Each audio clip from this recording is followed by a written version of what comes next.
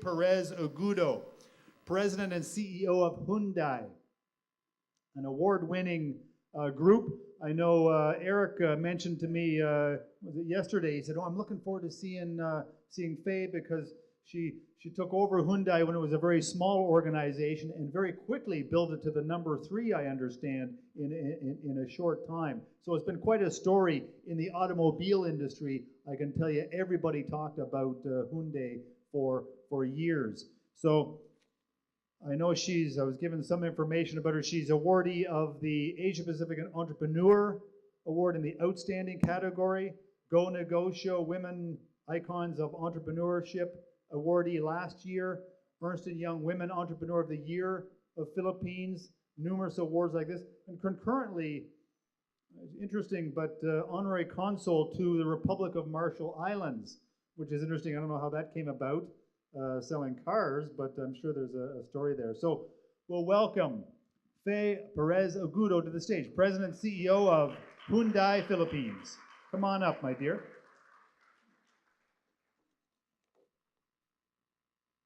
As they say, it's a tough act to follow.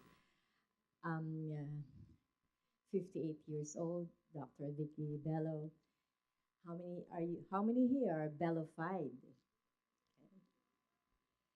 I'm happy that I'm 53 years old. It's coming April. And I would say I'm not yet Bello-fied. But fortunately, I'd like to speak before you as Hyundai-fied. Okay. So, thank you. And ladies and gentlemen, earlier this month, I had a very lively conversation with a Japanese journalist, Mr. Naoji Shibata. And he's a senior correspondent for Asahi Shimbun, one of Japan's largest economic and political dailies with a daily readership of about 7.5 million. And that interview, which was featured a week later, had Mr. Shibata and me discussing the World Economic Forum Global Gender Gap Index of 2014. The index ranks 200 countries, and according to how they have narrowed the gap between men and women. As regards equal access to basic rights, education, economic participation, and political empowerment. I never felt so proud being a Filipina because our country ranked 9th overall. Women, give yourselves a round of applause. And we were beating even Switzerland, Germany, Canada, USA, and Japan. But Mr. Shibata has been asking me for the whole interview of 3 hours when the original schedule was just for 45 minutes to find out the stuff Filipino leaders are made of. And that got me thinking. Today, men still dominate the automotive industry. That's the so-called C-suite in the industry, even as the number of women has increased during the last few years. Even in our company, Hyundai Asia Resources Incorporated, or HARI, male employees still outnumber female employees. But the truth is, and the Global Gender Gap Report confirms it, it is not about having a country of super women, but it's about acquiring equal access to all the God-given opportunities in life, regardless of gender. As entrepreneurs, we all hurdled challenges. We all made mistakes. We all had our sweet taste of victory. We only differ in the way we pursue our respective visions. As with all CEO gatherings, we're here for an exchange of ideas, experiences, wisdom. This morning we learned we've got to be the first, and I'd like to take it from there. Be the first, and as we call it in our campaign in Hyundai, FMOB, when we launched in 2010. You have to be the first, the most, the only, and the best. FMOB, don't forget. Okay. So, and with that sense of purpose, I was asked, what's this X factor in you? The elusive X factor. But guess what? I don't have any X factor. Okay. In fact, I'm a bad CEO.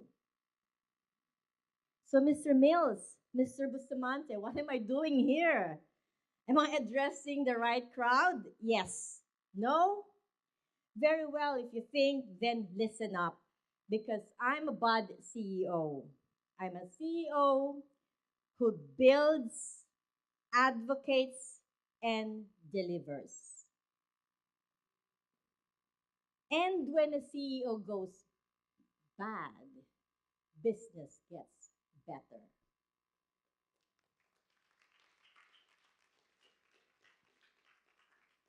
When I was asked to head the Hyundai distributorship in the Philippines, for the first time I felt fear. Remember again, the word fear was said in the first part.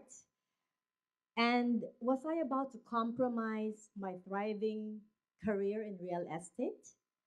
I turned to my father for guidance at that time in year 2000, and he asked me this: would you rather be a tiger in a small forest or a small fish in a big pond?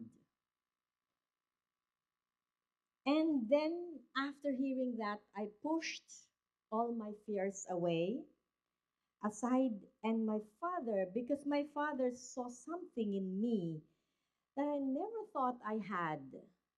And that is, my dear ladies, my dear CEOs or aspiring CEOs, that is the faith taking charge of your destiny. There I was neophyte in the automotive industry, a woman in a male dominated world, out to sell an unknown Korean brand to a market that viewed Korean cars some 30 years ago or 20 or 10 years ago as a lemon car. Challenge accepted, I said. I'm no stranger to difficulties and challenges. Coming from a humble roots, a family of 10 brothers and sisters. My father was a textile mechanic. My mother even didn't graduate elementary and was just a plain housewife. I was trained from childhood in the values of hard work, resilience, and never say die attitude to life. So through the years, I realized the truth that your past should be your engine for you to grow and not to shrink.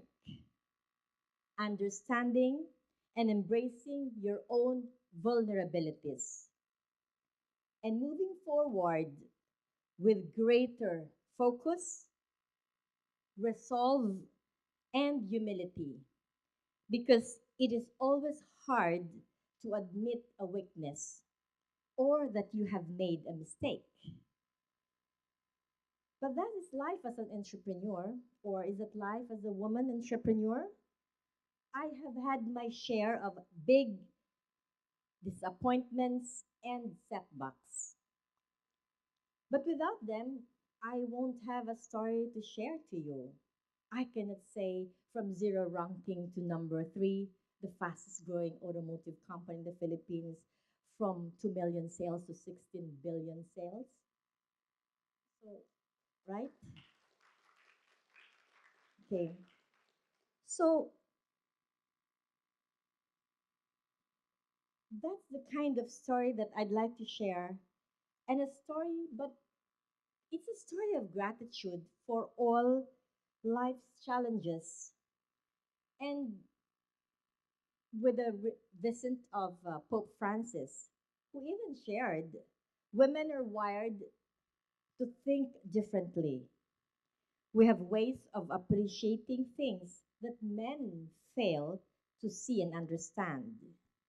It is with this understanding that we built Hyundai as a respective member of the Hyundai global community. But again, let me tell you, when I started Hyundai in the Philippines, I was not passionate about cars. My passion was to make a difference in anything that I do, which means the passion to choose to stand out, the passion to lead, the passion to dream. But when you dream, please remember to ask yourself, are you dreaming when you're awake or are you dreaming when you're sleeping? These are two different dreams. Okay? To advocate for change and to make change happen. That is why, as an entrepreneur and solid believer in CSR, I chose to be an opportunity maker, not an opportunist.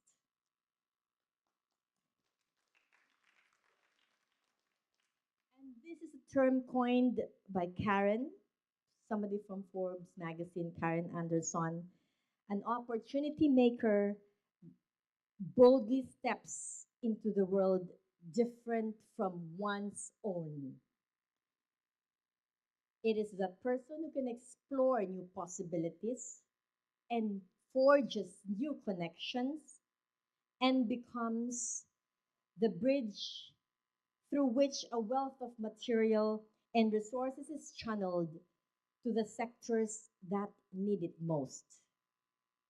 Engaging government, business, and the consumer to collaborate to uplift communities through education in economic and environmental sustainability. If I were asked to attend forums outside the country, today I only attend philanthropy forums.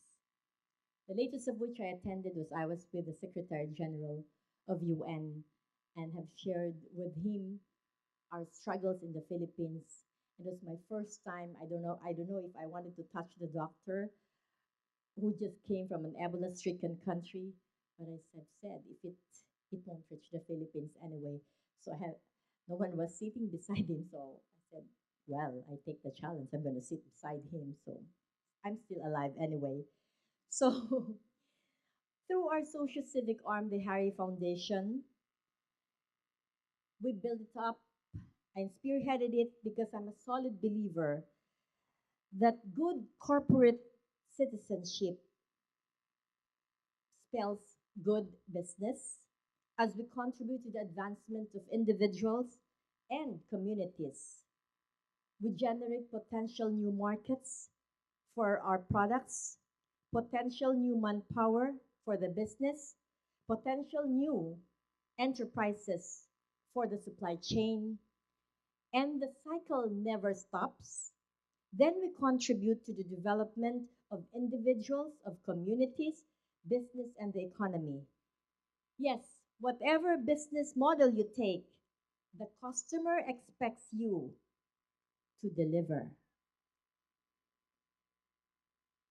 But as markets continue to evolve faster than ever, so do must our products and services. It is no longer easy to keep the customer interested, which is why it is critical to keep you and to keep to your heart close to your market. Listen to the voice of the customer to drive innovation. Innovation that is relevant to daily living. Innovation that addresses small but nagging problems. Innovation that makes life better for people. It is the root of competitive advantage.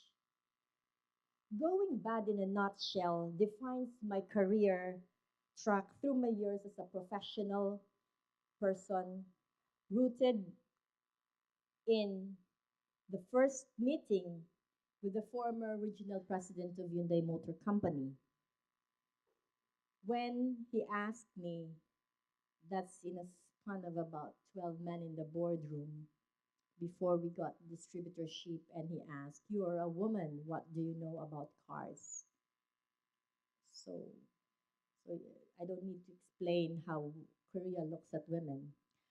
And I said, I was already advised outside the door, never, never answer the president. Okay, then I just will sit. But then at that time, I felt like I needed to stand up. And so I asked the president, "Mr. President, can you treat me as a co-equal even for just 10 seconds?"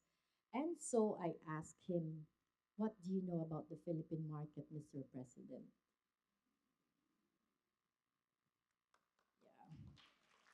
So was it a badass answer? You bet. That meeting remains my game-changing strategy till today. The Perez-Agudo who stands before you is not done yet. To quote the psychologist Don Gilbert, human beings are works in progress that mistakenly think they're finished. I am, and I always be, bad. So, are there any more bad girls here? If yes, let's talk. Thank you and have a great day.